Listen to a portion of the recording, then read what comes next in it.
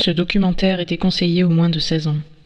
Certaines images peuvent heurter la sensibilité des plus jeunes ainsi que des personnes non averties. Il est composé de plusieurs parties et interventions. Vous pourrez retrouver en description sous cette vidéo une liste horodatée des passages en question. Bon visionnage.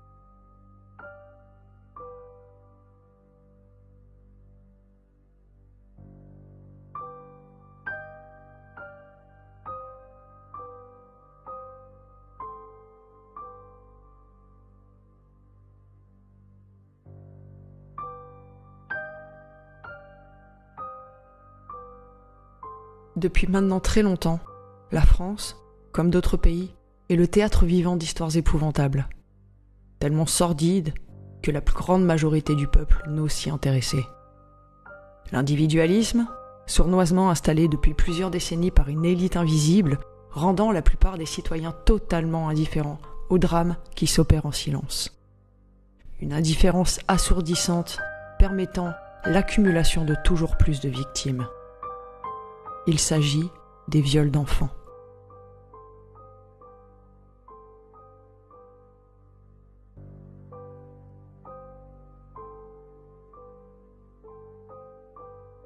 Démarrons par un constat.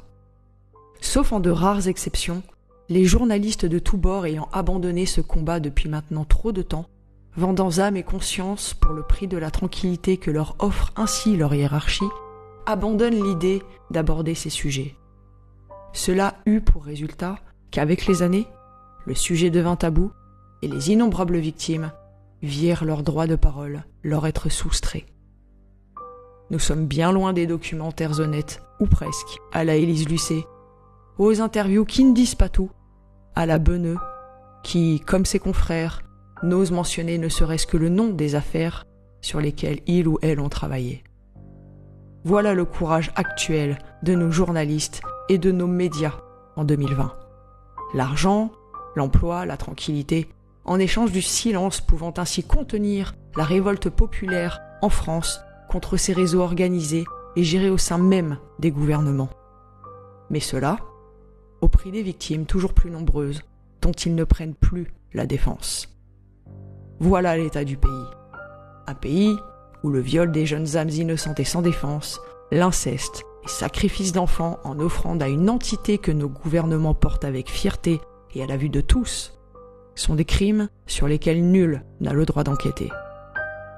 À travers ce documentaire, qui ne serait assez long pour exposer l'entièreté de la situation, nous essaierons d'être le plus concis possible, afin qu'il puisse être compréhensible à la plus grande majorité. Il ne sera question de rentrer en détail dans toutes les affaires que nous connaissons. Il y en a bien trop. Mais un tour d'horizon de ces dernières devrait pouvoir retirer le dernier clou de ce cercueil du silence que l'État a mis en place en France avec la collaboration honteuse de la police, de la justice et des journalistes. Viol d'enfants, à quand la fin du silence ? Le 27 mars 2000, Élise Lucet présente le reportage sur Pierre et Marie.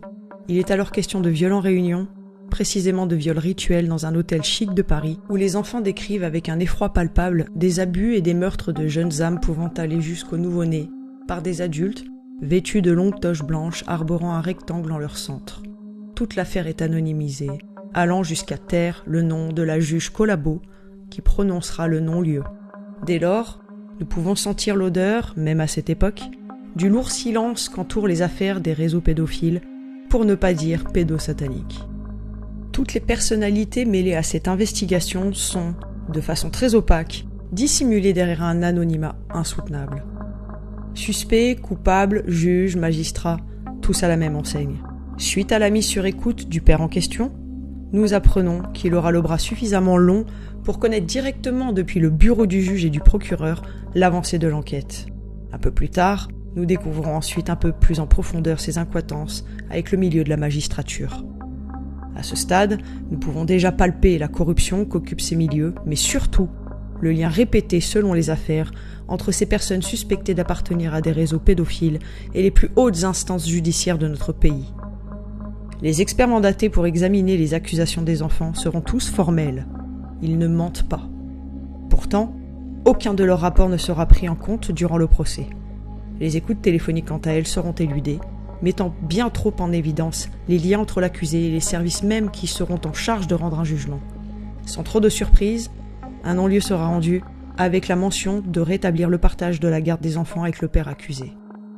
La mère essaiera malgré tout de se battre jusqu'au bout et obtiendra en Suisse, auprès de Georges Glatz, responsable de l'association du CID, le témoignage pouvant faire réouvrir le procès grâce à des enfants victimes dans d'autres affaires qui, sur photo, pointeront du doigt les mêmes accusés.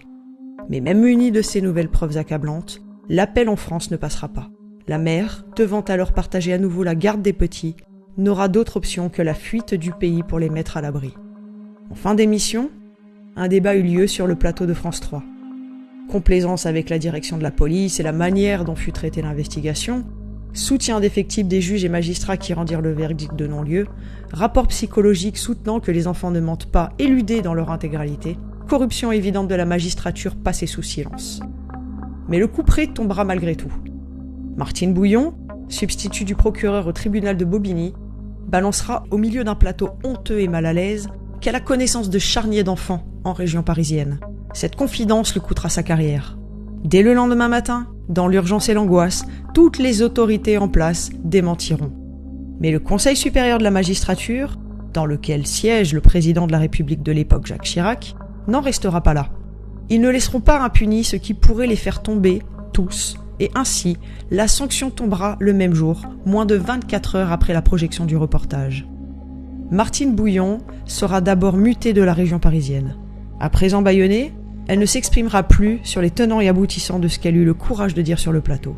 Une proche de Pierre Mazet, l'homme qui eut la grande présence d'esprit de numériser le documentaire avant qu'il ne soit complètement enterré, aura un contact avec une personne ayant réussi à approcher Martine Bouillon pour obtenir plus d'informations sur l'après de ses déclarations. Elle lui confiera les mots suivants.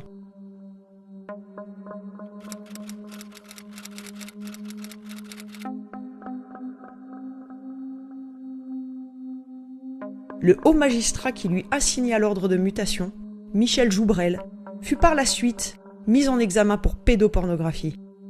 Au dire des enquêteurs, certaines des 10 à 15 000 photos pédophiles saisies chez ce magistrat étaient à la limite du supportable. Les membres du réseau dont il faisait donc partie s'échangeaient des photos de viols d'enfants et de bébés. Michel Joubrel sera condamné. Il n'écopera donc que de 8 mois de prison avec sursis. Sursis ou acquittement, concrètement dans les faits, aucune différence.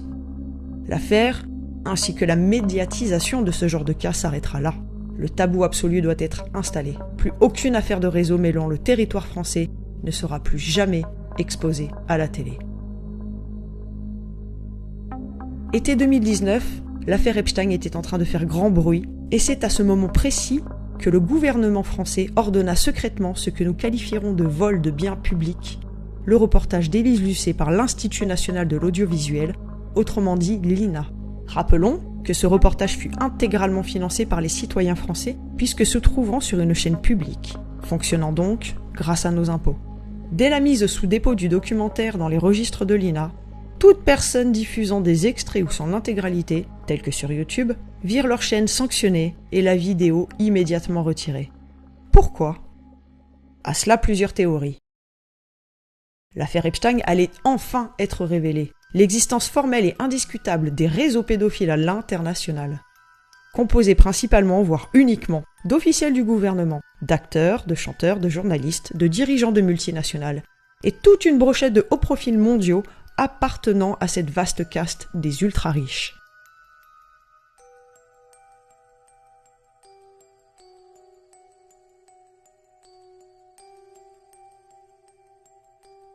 La vaste majorité d'un peuple totalement sous perfusion, à la limite de la léthargie, nourri de mensonges à outrance de la part des autorités et de leurs sous-fifres médiatiques, ayant pour unique objectif la désinformation du public, n'allait pouvoir taire une telle affaire. Comment l'aurait-il pu ? L'affaire faisait les gros titres à travers le monde. Et si dans un réveil brusque, une partie de la population se penchait sur le sujet, c'est sur viol d'enfants probablement, le reportage d'Élise Lucet qu'il tomberait. Bien que vieux de 20 ans, il fallait absolument empêcher toute diffusion de ce reportage. N'oublions pas que l'avocate du père de Pierre et Marie se nommait Monique Smadja Epstein. Vous comprenez où se situe le problème ? Des individus curieux de savoir de quoi il est question, interrogeant par des mots-clés contenant Epstein, les moteurs de recherche ou YouTube, pourraient tomber sur des traces de cette vieille affaire. Permettre aux gens de relier dans leur tête les deux affaires serait un suicide collectif pour la caste en question. Donc, le gouvernement macroniste prit les choses en main et demanda le dépôt du reportage dans les archives de l'INA, le rendant inexploitable et indiffusable. Il s'agit là, comme tout le monde le sait à présent, d'un réseau pédophile, mêlant tout autant à des trafics d'armes, d'uranium, d'espionnage, d'attentats, de corruption, à condition de prendre le temps de remonter l'argent et les sociétés écrans de cette affaire. Pour les médias français, cela se limitera à des viols d'adolescentes. Nous tenons à rectifier immédiatement ce mensonge ordonné directement depuis les plus hautes instances du pays, même si tous les médias souhaitent vous persuader de cette supercherie. Il était question d'adolescentes, certes, mais ces dernières, anciennes grooming girls, chargées de recruter à leur tour des enfants, serviront d'écran au scandale puisque derrière, si vous cherchez bien, vous comprendrez qu'il est aussi question d'enfants bien plus jeunes, filles comme garçons. Mais regardez attentivement le timeline de ce qu'il s'est passé avec l'affaire Epstein. Il est arrêté en descendant d'avion de son retour de France. Telle une traînée de poudre, les médias de d'autres pays prennent à leur tour le relais. En France, pas un mot. Il faudra attendre septembre 2019. Là, Marlène Schiappa, auteure de livres porno et ministre de l'égalité homme-femme, réclamera une enquête. Une question légitime, de qui se fout-on ? Telle une pièce de théâtre, ils nous joueront du haut de l'Élysée une scène stupide et grotesque de désaccord entre ceux qui réclament une enquête et ceux qui ne le désirent pas. Si vous avez cru à cela, je vous arrête immédiatement. Il n'y a aucun politique français qui désirait que l'on s'attarde sur cette affaire et encore moins d'ouvrir une enquête. Mais il fallait une protestation fictive et Marlène Schiappa prit le rôle de la grande justicière. Amusant, pour ne pas dire pire.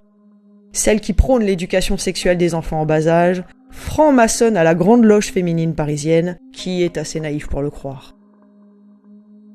Alors penchons-nous sur l'enquête en France. Le tour est rapidement fait. Seuls les Français mentionnés dans les journaux internationaux les plus connus seront cités dans les médias collaborateurs français. Il s'agira donc du prince pédophile Andrew, Jean-Luc Brunel, Jean-Yves Le Fur sera à peine murmuré, et pour finir, Ghislaine Maxwell. C'est ici que vous pouvez palper sans embâche le scandale et la supercherie. En effet, il y a beaucoup plus de noms très importants que les Français auraient dû entendre et lire sur les grandes pages des médias.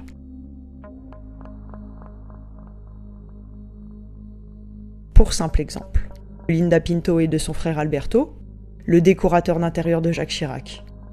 Parlons aussi de Caroline Lang, la fille du pédophile notoire Jacques Lang.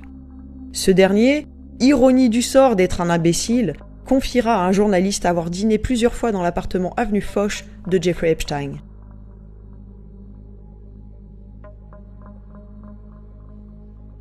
Détail important à prendre en compte, Ghislaine Maxwell ramènera pour son anniversaire dans les années 2000 3 petites de 12 ou 13 ans à Epstein depuis la France jusqu'aux États-Unis. Là encore, pas un mot, rien, silence absolu. Nous sommes en été 2020, un an s'est écoulé, il n'y a toujours pas la moindre enquête, pas la moindre interpellation, pas le moindre dossier ouvert, et fait absolument scandaleux, toujours pas de juge de nommé, permettant ainsi de ne jamais ouvrir de procès.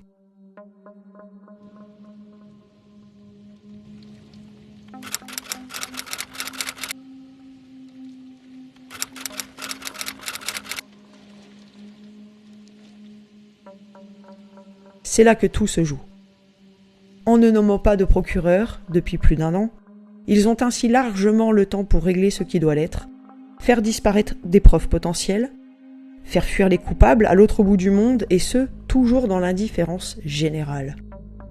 Mais revenons un instant à ces hautes instances qui prononcent des non-lieux dans des affaires aussi graves, malgré l'accumulation flagrante de preuves. En ordonnant en parallèle la mise en arrêt de simples voleurs de sandwich qui, eux, ne prennent pas de sursis mais bien de la prison ferme. Car des hauts responsables de la magistrature ou non continuent, eux, bel et bien, de tomber dans des affaires similaires, mettant en avant encore et toujours l'existence au sein même de nos institutions de réseaux pédophiles vastes et étendus et si grandement protégés par ces derniers et par le gouvernement lui-même.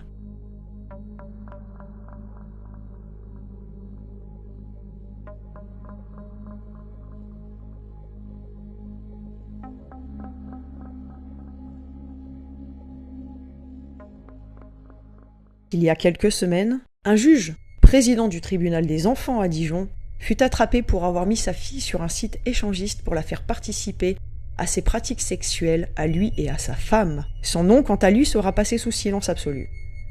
Le juge, devant s'occuper du dossier, se montrera très complaisant envers son confrère, prétextant qu'il est rempli de remords, qu'ils ont les preuves qu'il n'est jamais passé à l'acte, que tout ceci faisait partie d'une sphère imaginaire et de fantasmes, que sa femme n'était pas du tout au courant, bien que partageant le compte en question. Elle sera d'ailleurs blanchie avant le moindre début d'enquête.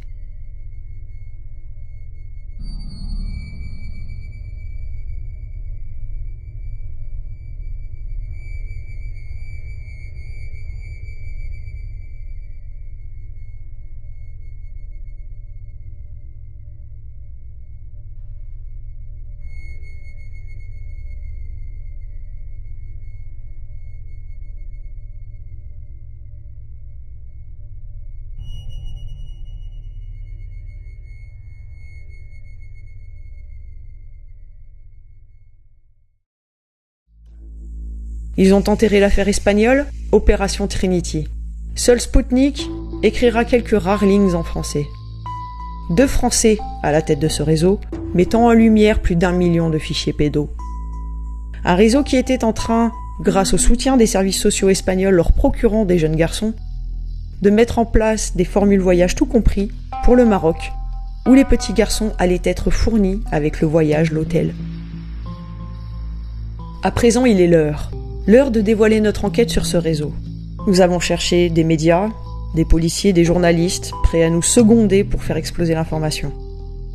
Nul n'a répondu présent. Alors aujourd'hui, nous prenons ce risque, seuls et sans filet, et nous allons vous dévoiler ce que nous avons trouvé. Les réseaux ne doivent plus être protégés, et notre engagement dans ce combat nous impose de l'exposer. Peu importe les risques. D'abord et brièvement, sachez que ce réseau opère depuis au moins 40 ans. Les têtes changent, certaines têtes tombent, mais le réseau prospère à travers le monde et en Europe depuis des décennies. Dans les années 80, un réseau tombe aux USA, mettant en lumière le plus gros trafic pédopornographique du pays à l'époque. Les contenus pédos proviennent d'Europe. Le réseau continue et tombe à nouveau dans les années 90. Le réseau de Valence. Les têtes changent et le réseau perdure. Pour retomber une énième fois en 2016. Là, nous retrouvons plusieurs responsables.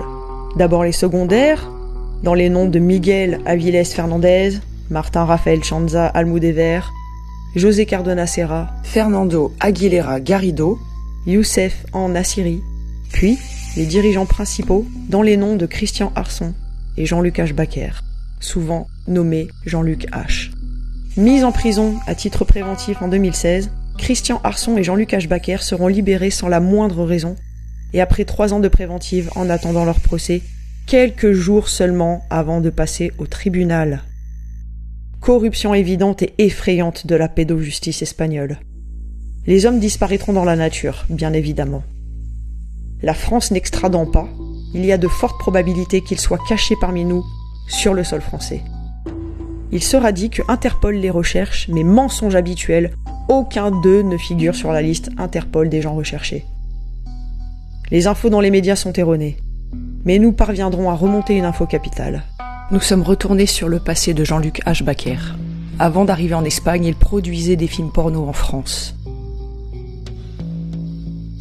Et il travaillait pour Michel Ricot et Gérard Menou. Gérard Menou, aussi connu comme le roi du porno en France à l'époque, travailla avec Daniel Messinger, premier fournisseur en matériel vidéo de Gérard Menou. Des extraits de ces dites productions furent retrouvés dans les CD-ROM de Zandvoort. Messinger était en relation avec Nioul et Dutroux et fut à l'époque inculpé pour viol sur des enfants de 8 à 12 ans. Gérard Menou, lui, était aussi en relation avec Dutroux, confession de sa propre voix. Nous avons donc Jean-Luc Aschbacher à la tête d'un trafic de petits garçons pour du contenu pédopornographique en Espagne, qui travaillait avec un homme connecté directement au réseau Zandvoort et Dutroux. Ces deux réseaux, il est important de le mentionner, ne sont en fait qu'une seule et même affaire. Dutroux ou Zandvoort, c'est la même histoire, les mêmes personnes impliquées, et là, nous avons sous la main un homme qui travaille au tournage de films porno, révélés à l'époque comme dissimulant de la pédopornographie. Vous faites le lien ? On pourrait croire que déjà tout ceci est énorme. Pourtant, ce n'est pas tout. Loin de là. Est-il nécessaire de mentionner qu'en plus de tout cela, après plusieurs années de préventive, ils furent libérés juste avant le procès afin de pouvoir s'échapper ? De quoi avait-il peur ? Quel nom aurait-il pu donner ? Quel réseau cachait-il ? Les connexions sont rapides. Dutroux, Zandvoort, Trinity, encore une fois, le même réseau. Nous venons de tomber sur une affaire qui n'est autre que la descendance même de Zandvoort et Dutroux réunis. Le réseau opérait caché derrière une société que les journalistes nommeront HOM. La société n'existait pas. Alors, jouons avec l'algorithme de Google, en modifiant le nom, en retirant, en ajoutant des lettres, nous trouverons le Saint Graal. La société porte en réalité le nom de HCOM Production SL. Elle est domiciliée au 46 rue Tapioles à Barcelone.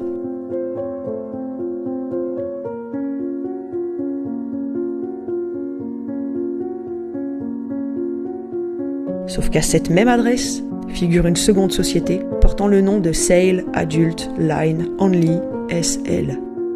Traduisons, vente adulte seulement. Cette société appartient à Frédéric Ernest né Sanson. Une société au nom évocateur qui est domiciliée à celle de HCOM SL, dissimulant un trafic pédophile. Mais nos trouvailles ne s'arrêteront pas là. Dans les registres du commerce espagnol, nous découvrirons avec stupéfaction que Jean-Luc Aschbacher était le gérant de Sale Adult Line Only. Les deux sociétés sont donc intrinsèquement liées. Alors pourquoi il n'est pas fait mention de cette dernière, ni du nom de son propriétaire ? Nous le comprendrons par la suite. Nous recherchons donc tous les Frédéric né Sanson du monde entier, précisément Frédéric Ernest né Sanson. Le deuxième prénom de cet homme vaut de l'or. Nous trouvons en France un Frédéric né Sanson. Accrochez-vous. Ce nom ne vous dit probablement rien, mais cet homme est très important. À ce stade, nous n'avions pas la preuve qu'il s'agissait du même homme, car aucun papier officiel ne mentionnait son fameux deuxième prénom. Et après des mois d'enquête, nous abandonnions l'idée de trouver cette fameuse preuve. La preuve que le Frédéric né Sanson français était bien celui portant Ernest comme second prénom. Jusqu'au jour où nous tombions sur le Saint Graal. Un vieux registre du commerce français, le seul n'ayant été modifié pour dissimuler les preuves mentionnant ce Frédéric comme portant en deuxième prénom Ernest. Il n'y a aucun autre homme portant ce nom complet. Cependant, avant de continuer, mentionnons une petite chose. Nous ne portons accusation de rien. Nous exposons les faits et le fruit de notre travail. Voici le profil de l'individu. Il eut fait campagne pour la République en marche de Macron. Il était le grand chancelier de la loge franc-maçonne Memphis Mizraïm International. L'homme, sur son profil Facebook, est très souvent en vacances au Maghreb, lieu où le réseau espagnol avait prévu de monter ses hôtels all-inclusive pour pédophiles. Et accrochez-vous encore. Il a une société parisienne se situant à 5 numéros de l'appartement de Jeffrey Epstein, avenue Foch. Cela fait beaucoup trop pour croire que tout ceci est une coïncidence. Qui était à la tête de ce réseau ? Qui était le patron de Jean-Luc Aschbacher et Christophe Arson ? Pourquoi la société de Frédéric Ernest né Sanson est domiciliée à la même adresse, et employé dans le passé en tant que gérant, Jean-Luc Ashbaker. Nos conclusions, au-dessus de Jean-Luc Ashbaker, se trouvait Frédéric Nessanson.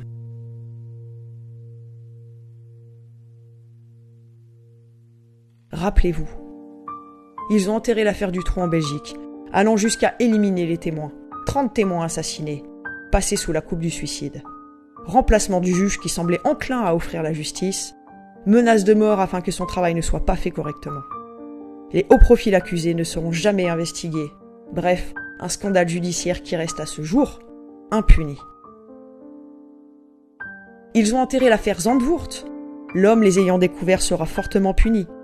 Monsieur Vervlossen, jeté en prison pour ne s'être soumis à la pression, sera jugé pédophile et décédera derrière les barreaux. Pour la justice, les victimes n'existent pas. Les parents français reconnaissant leurs enfants sur les CD-ROM recevront l'insulte que ce sont des sosies. La ministre Guigou mentira en plein direct durant le journal télévisé français, se disant prête à recevoir les CD-ROM pour les étudier, alors qu'elle les possédait depuis plus d'une année. Sont dans le CD-ROM que nous ne disposons pas. La justice a demandé, y compris aux journalistes, qui peuvent posséder ce CD-ROM, de les communiquer à la justice. Tout le monde ment. Personne n'enquête. Le parquet de Paris, par l'intermédiaire du juge Yvon Talec, qui dira, et je cite, que la plupart des clichés pédopornographiques furent pris avec l'accord des enfants et des parents, que les photos sont vieilles, qu'il faut minimiser. Ils concluront tout cela avec Frédéric Malone, commissaire divisionnaire de la direction centrale de la police judiciaire qui, à l'époque, nous affirmera sans cligner de l'œil que les réseaux n'existent pas. Ils ont enterré l'affaire Ami de Lisa, usant d'un stratagème bien trop connu et si répétitif de l'incrimination des dénonciateurs. Ce n'est plus les réseaux qui tombent et les pédophiles qui sont jugés. Non, en France, ce sont les dénonciateurs et lanceurs d'alerte qui sont emprisonnés. Ils ont enterré l'affaire du Choral, où il est possible de retrouver toute la petite brochette pédophile de l'Élysée, Jacques Lang y compris. Monsieur Olindre, à l'époque, dénonçant que ce dernier eût sodomisé un jeune garçon handicapé, la tête dans un seau de merde, jusqu'à ce que mort s'ensuive.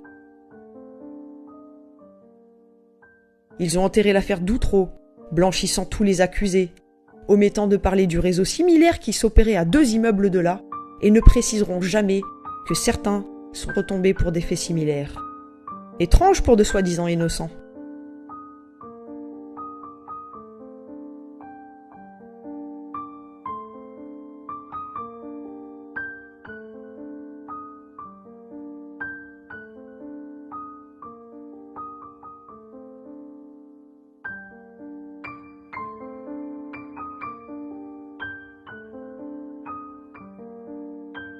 À la place, ils instaureront, en tant que ministre de la Justice, Dupond-Moretti, le coupable de tous ces acquittements dont il est question.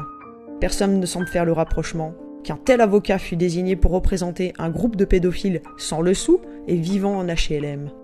Un ténor du barreau, pro de l'acquittement, défendant des petites gens de quartier populaire dans une affaire où les enfants victimes nomment des notables comme étant les agresseurs.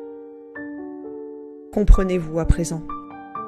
Ils ont enterré toutes les affaires de réseaux pédophiles, car toutes mentionnaient à un moment ou à un autre un magistrat, un franc-maçon, un juge, un responsable des services sociaux, un directeur d'association pour enfants, ou une tête politique œuvrant pour ce gouvernement ou un précédent. Ils enterrent tout ce qui pourrait remonter aux plus hautes instances du pays. La désinformation obtenue par le bras armé de nos dirigeants s'opère par l'intermédiaire des médias. Pas un en particulier, mais tous. D'un commun accord, nul n'a autorisation de faire étalage de ces réseaux qui sont pourtant sous votre nez. Et le réseau espagnol ne fut jamais, au grand jamais mentionné dans aucun média français. Quelle conclusion en tirez-vous ?